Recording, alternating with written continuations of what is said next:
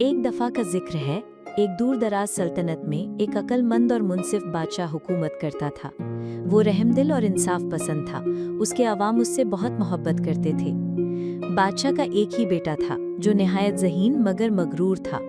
बादशाह जानता था कि एक दिन शहजादे को ही बादशाह बनना है, मगर उसे फिक्र थी कि उसके अंदर गुरूर है और वो दुनिया का अमली इल्म नहीं रखता। एक दिन बादशाह ने शहजादे से कहा, बादशाहत संभालने से पहले तुम्हें एक सफ़र पर जाना होगा। 100 दिन मुल्क का दौरा करो, लोगों को देखो, उनकी बात सुनो और उनसे सीखो। शहजादा रवाना हो गया। रास्ते में वो गांव में ठहरा, किसानों के साथ काम किया, बीमारों की मदद की और गरीबों की बातें सुनी। उसने देखा कि लोग मुश्किलात में भी एक दूसरे की मदद करते हैं। उसने कई लोगों से सबक सीखे। एक दिन रास्ते में शहजादे से एक किसान मिला। किसान ने कहा, हमारे साथ आइए। शहजादा खेतों में गया, किसान की मदद की। शहजादा किसान के साथ काम करता रहा, पसीना बहता रहा। किसान हंसते हुए, शहजादे साहब, फसल उगाने के लिए सब्र चाहिए। बारिश वक्त पर हो या ना हो, हमें मेहनत करनी होती है। शहजादा थका हुआ, वाकई सब्र तो मैंने कभी सीखा ही नहीं था। एक दिन शहजादा लोहार की दुकान पर गया। शहजादा भट्टी के सामने खड़ा है। लोहार, ये हथौड़ा सिर्फ ताकत से नहीं, होशियारी से चलता है।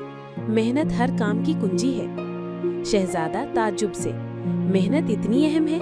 मैंने कभी ऐसे सोचा ही नहीं। एक दिन शहजादा स्कूल जाता है। उस्ताद बच्चों को पढ़ा रहा है और शहजादा सुन रहा है। उस्ताद, सच्चा इल्म वो है जो इंसान को आजिज बना दे, न कि गुरूर में डाले। शहजादा दिल में, आजिज़ी, ये चीज़ मैंने बहुत कम समझी है। फिर शहजादा एक फ़कीर के साथ बैठ जाता है। फ़कीर सादा लिबास में, हाथ में रोटी लिए हुए। फ़कीर मुस्कुराते हुए, बेटा शुक्र करना सीखो, नेमतें बांटने से बढ़ती हैं। शहजादा सर झुकाकर, मैंने तो कभी शुक्र अदा करना सीखा ही नहीं था। 100 दिन बाद शहजादा महल वापस आया। बादशाह ने उसे खुशी से खुशामदीद कहा और पूछा, बेटे तुमने क्या सीखा? शहजादा झुककर बोला, अब्बा जान, मैंने सीखा कि बादशाही ताकत का नाम नहीं बल्कि अवाम की खिदमत का नाम है। मैं तैयार हूँ, मगर सीखने का अमल अभी बाकी है। बादशाह खुश होकर मुस्कुराया और कहा, अब तुम वाकई एक अजीम बादशाह बनने के काबिल हो गए हो। और यूं शहजादा एक बेहतर इंसान बनकर लौटा। उसने सीखा कि एक सच्चा हुक्मरान वो होता है जो आजिज़ी से सुने, सीखे और अवाम की खिदमत करे।